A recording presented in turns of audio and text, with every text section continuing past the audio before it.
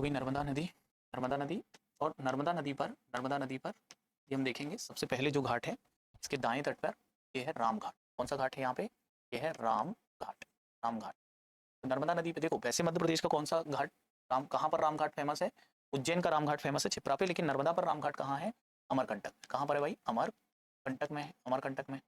फिर और कोई घाट ज़्यादा इतना फेमस नहीं आते, ठीक है। फिर सीधे हम देखें तो फिर हम जबलपुर में देखते हैं, एक है ग्वारी घाट, अब जिसका नाम गौरी हो गया है, गौरी घाट। गौरी घाट पवित्र स्थल घोषित है, मध्य प्रदेश सरकार द्वारा पवित्र स्थल घोषित किया गया है। और यहीं पर उमा घाट भी है, उमा घाट। उमा घाट, गौरी घाट, उमा घाट, ये एक ही साथ है, ठीक है। और ये दोनों घाट कहाँ पर हैं?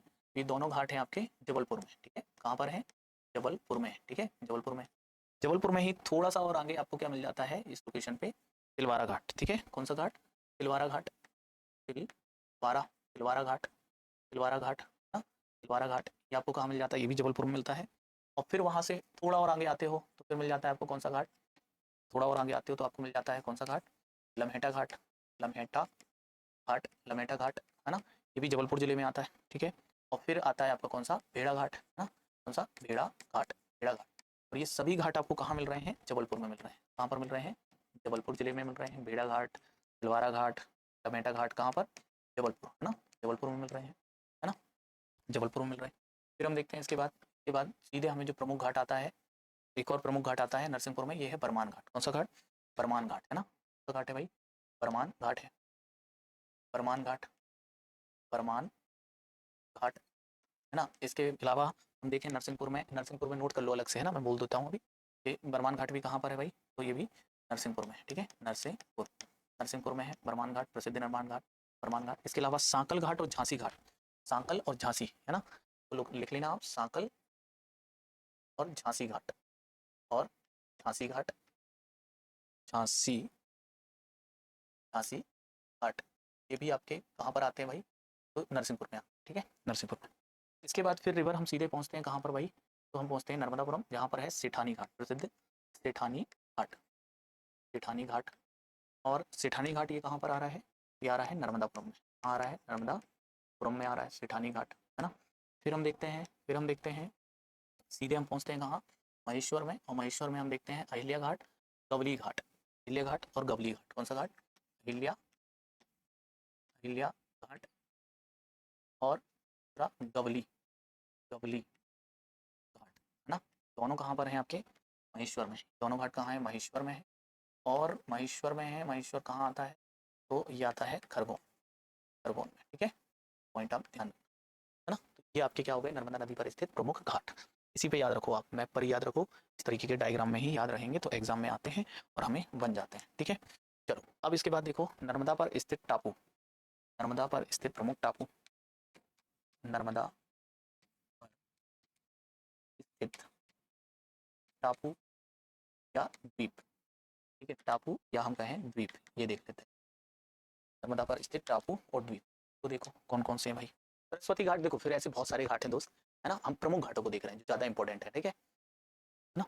चलो, चलो द्वीप देखो, द्वीप टापू या द्वीप देखो, तो नर्मदा नदी, इसमें हम देखें सबसे पहले जो एक टापू आएगा, पूछ रहे हैं बन रहे हैं प्रश्न जिन पे, तो वो आएगा पायली। कौन सा आ जाएगा? पायली टापू आएगा, पायली, पायली टापू, पायली टापू। और पायली टापू की यदि हम बात करेंगे तो पायली टापू ये आपके जबलपुर सिवनी में है, जबलपुर और सिवनी के क्षेत्र में है, बरगी डैम के बैक वाटर में, जबलपुर सिवनी के मध्य, ठीक है, बरगी डैम के बैक वाटर पर निर्मित हुआ है पायली टापू। और यहाँ पर 2025 में झील महोत्सव भी आयोजित किया गया, ठीक है, झील महोत्सव, झील महोत्सव भी आयोजित किया गया इसमें, है ना। झील महोत्सव आयोजित हुआ कब? 2025 में, इसे भी ध्यान रखना। झीलों की नगरी भोपाल को कहते हैं, लेकिन झील महोत्सव 2025 में कहाँ हुआ था? तो ध्यान रखेंगे पायली में, है ना। फिर हम देखें इसके बाद सीधे आते हैं तो फिर हम देखते हैं कि इंदिरा सागर डैम से निर्मित एक झील बन गई है, ठीक है। तो मध्य प्रदेश की सबसे बड़ी कृत्रिम झील किसे कह रहे हो आप? सबसे बड़ी कृत्रिम झील ये इंदिरा सागर झील है। कौन सी झील है? इंदिरा सागर, इंदिरा सागर, इंदिरा सागर बांध से झील बन गई है जिसका नाम है इंदिरा सागर झील। और ये झील जो है दोस्तों सबसे बड़ी कृत्रिम झील है। कैसी झील है?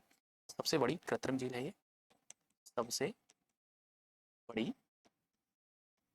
कृत्रिम झील है, ठीक, सबसे बड़ी कृत्रिम झील है। अब इसी सबसे बड़ी कृत्रिम झील के बैक वाटर एरिया में, ठीक है, यहाँ पर स्थित हुआ है कौन सा टापू? हनुवंतिया, हनुवंतिया, वंतिया टापू, वंतिया टापू। अब ये हनुवंतिया टापू है किस जिले में, तो खंडवा में है। किस जिले में आता है, खंडवा में आता है।